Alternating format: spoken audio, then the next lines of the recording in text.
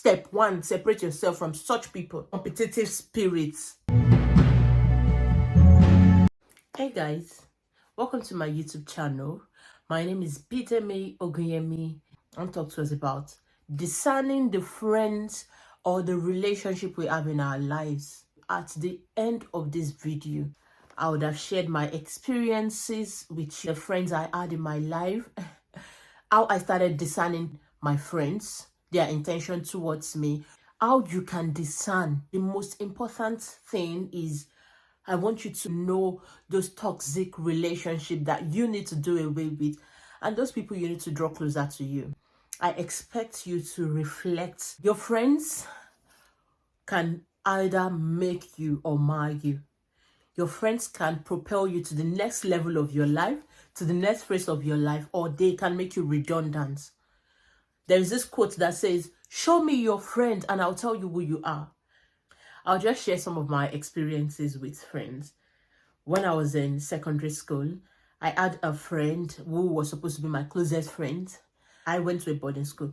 We kept our provision together with the hope of eating together. She would eat my provision. I'm supposed to eat her provision as well. But no, she took her provision, kept them with her senior sister, and we were eating my own provision together. I can't even remember how I found out. I think someone snitched. I can't even remember, but I found out later. I was heartbroken, but I didn't learn from it. I had another friend again. We kept our provision together. We finished my own provision.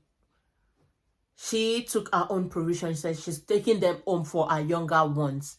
How did I find out that she was just using me? Two other friends came to me and they were like, "Oh, you finished your provision, right?" I was like, "Yes, we finished my provision." They said, "Oh, have you considered asking her for our own provision?" I was like, "No, it's there. We should be able to eat it." They said, "Okay, go and meet her. Tell her you want to drink tea. Let us open your Bonvita. Let's just do this." I'm like, "Okay." So I went to her. I was like, "Let's eat your provision." She was like, "No, I'm taking them home for my younger ones." I still did not learn. Now let's put the secondary school experiences aside. The university experiences. I won't share everything, but if you see this video, if you are my friend or you used to be my friend and you come across this video and you find out I'm talking about you, just know that by the grace and mercy of God, I have forgiven you. I hold no grudges against you. I just want people to learn from my own mistakes. Yeah, so that they wouldn't make similar mistakes. Now, let's get back into the uni experiences. I had a friend. We worked our admission together. Whenever I buy something for myself, I buy for my friend because that's my kind of person. I'm someone that loves people from the depth of my heart.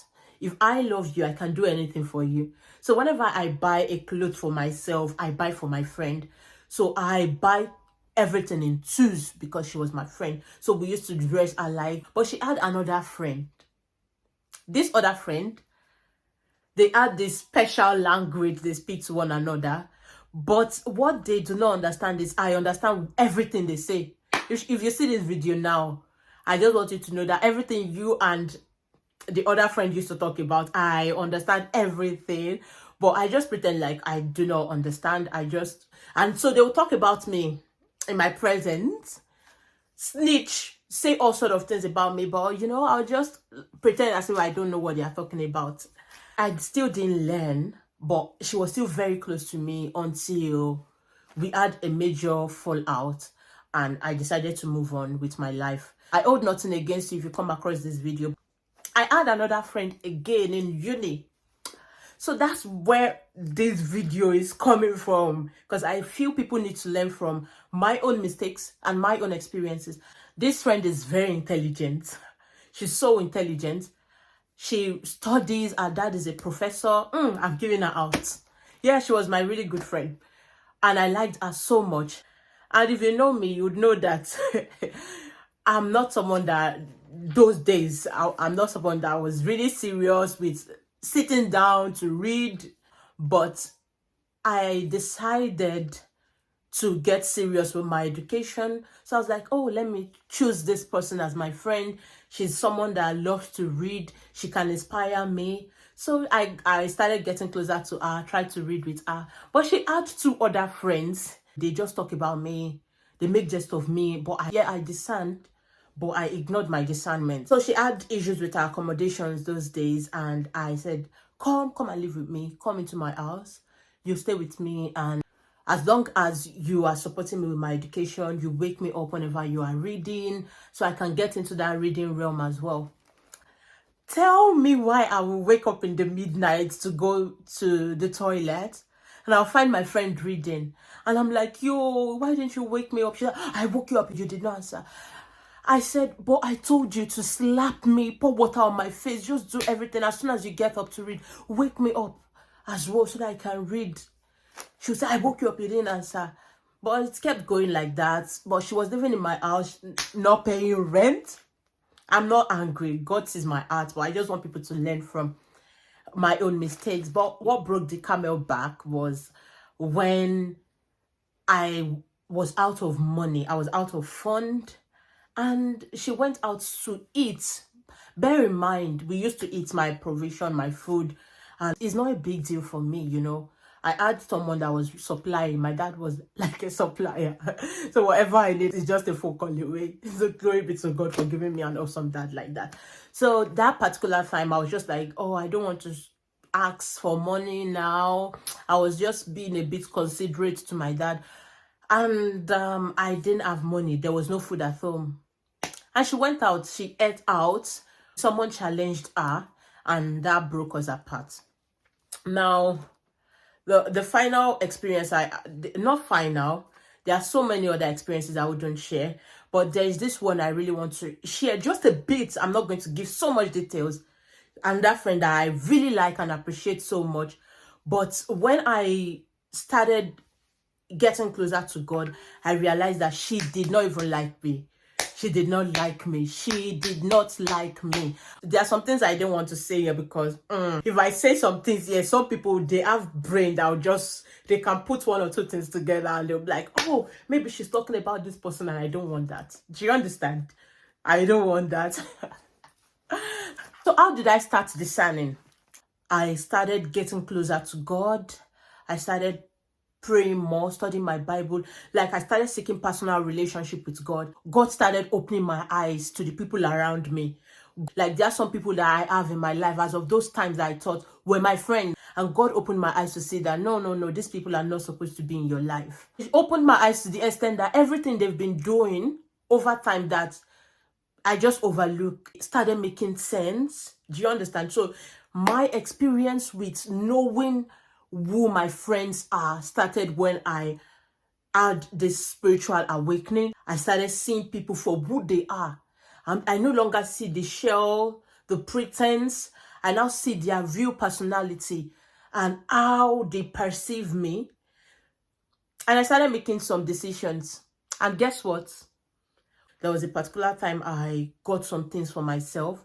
And one of my friends said, oh, so you're already having sense now. You're already wisening up. She uttered that statement because in most cases she buys Andy stuff with her money, like clothes, shoes, and bags, while I use my own money to buy food stuff. And the reason being that when she returns back from home, she's like, oh, I don't have enough money. I didn't receive enough money from home. And I'll be like, don't worry, I'm going to cover you. I was like, whoa.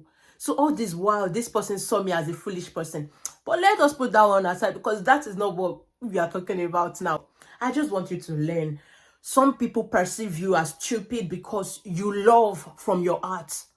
Some people take advantage of the fact that you have a pure heart, you have a good heart, you want the best for them. Now, one thing I've learned over time is your mindset, your personality is quite different from every other people in your life. So please do not judge other people from the yardstick of how pure you are. Praise God. Don't use your yardstick of how good you are to judge other people. Some girlies are going to see these videos and I'm sure it's going to bless them. It's going to impact their life and they are going to just wisen up and open their eyes to see that some people don't deserve to be in their life. I mean, you are treasured. I'll give you some points or some things to look out for or some ways of discerning if some people should be in your life. As I'm mentioning them, I pray by the help of the Holy Spirit, God is going to start opening your eyes to see the people in your life. Number one, if your friend have a bad habit and they want you to join them in that bad habit, pack your shoes and run. What did I say? Run. If they have a bad habit, maybe like smoking, they're doing alcohol, they're doing drugs, they are struggling with a bad habit, and they want you to join them in their addiction, selling their addiction to you, please run, because they do not love you. They want you to be like them. Sometimes it might not even just be drugs, it might not be alcohol, it can even be sex as well. Maybe they are into so many things like runs, and they want you to join them in the runs. They want to use you to feel better about themselves. So, step one, separate yourself from such people. 2, competitive spirit. Hey, this competitive spirit, I'm not joking. I am not. See, if you don't take any of the points, see this competitive spirit. How do you recognize if a friend has this competitive spirit? Number one, if you buy something and they always want to buy the same thing you bought. Let's say you bought an iPhone 7 and the next week your friend went to buy iPhone 8, which is not a coincidence. She never planned it before. It was never in her mind. She's never been thinking of buying an iPhone 8. But because you bought iPhone 7, she went ahead to buy iPhone 8. It's a bad sign. Competitive spirit. You planned to buy something. Maybe you both planned, oh, let us buy this iPhone 13 Pro Max because you are friends. You plan to buy iPhone 13 Pro Max together. As you're like, okay, let's go and buy the iPhone 13 Pro Max. She was like, no, you go and buy your own first. You went out, got your iPhone 13 Pro Max, and she went out, bought an iPhone 14 Pro Max. Competitive spirit. I have 1,001 examples to give you for this competitive spirit, because I'm just reflecting on what happened in my own life. Those things I did not see, those times that I now see now, my eyes is just boom by the help of the Holy Spirit. That is where I'm talking from. I'm talking from the standpoint of the things that have happened in my life. So when I'm talking to you, please listen attentively. Competitive spirits, you bought something and your friend was like, was it that you bought? It's not in vogue. I have this, started comparing what they have to what you got, and started discouraging you about what you bought with your own money. Okay. Number 3, not showing care or concern when you are in need. Maybe you have a problem or you broke down because of something and your friend is not there. You can't just find them when you are in need. They just disappear when you are sick, or maybe when there's something wrong with you. You can't find them anywhere around. Just know that that person is not your friend. Because a friend in need is a friend indeed. I want to emphasize that. That quote is enough. Parasitic relationship. You are the giver in the relationship. Seriously, this is just opening my head. I add parasitic relationship. They don't like you, but they can collect from you. I mean, why? Why? If you are the bad friend watching this video, why? You don't like someone, but you can collect from the person. Why? So when they have this parasitic relationship, they just feed on you. They are just around you for what you have to offer. But as soon as what you are offering finishes, they just disappear, because they don't love you. They only love what you have to offer. What if they discuss other people with you every time you meet? If anytime you speak to your friend, they have a story about a friend that did something and they did another thing. Every time you speak is about someone that was evil, about a friend that was mean, is about a friend that is stupid, is about a friend that's, just know that even you, when you are not there, you are also in that category of people that they are backbiting and talking about. In short, why should you even entertain negativity? Distance yourself, I beg. Distance yourself, because the same way they talk about other people to you is the same way they will talk about you to other people. If they only call you when they are in need, that's the time they remember you on their phone list. Well, I still have people like that in my life that only calls me when they need help, when they need support. They will never call me to say, hello, I just want to greet you, how are you doing? They've never called me to check on me. I don't see them as my friends.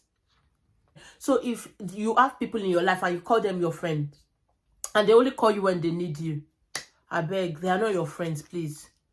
Next, if they discourage you from taking steps that can make you better, if anyone calls themselves your friend, and anytime you want to do something positive or something that will move your life forward, and they always come with discouragements, telling you why you cannot do it, telling you why you will not make it, telling you why it is already saturated, telling you why it is not just going to prosper, just know that that person is not your friend. Seriously. Because a friend that loves you will support you, will help you. Even if they feel like, oh, this is not the best option for you, they will give you other options that after reflecting on it, you feel like, oh, maybe this is a better option or a better alternative. But if they discourage you and say, oh, you think you can do it, you think you are that smart, you want to go and study nursing, you think you are that smart, just know that's not a friend. That's not a friend. I'm not kidding. Or if you have a friend that always talks down on you or feel better than you, that's not your friend. It's still part of the competitive spirit, but this one is now putting it in your face, trying to pull your own self-esteem down so you don't believe in yourself.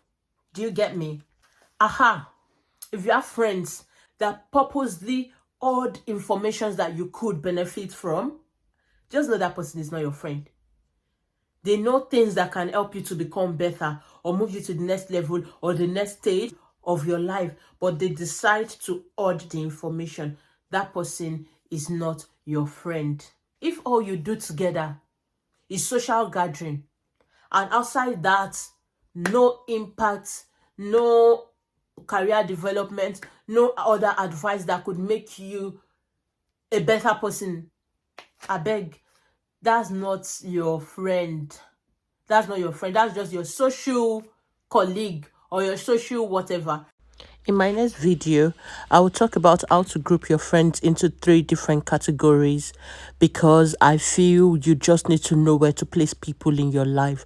But because this video is getting too long, that's why I'm making a part 2. So please subscribe, like, and share.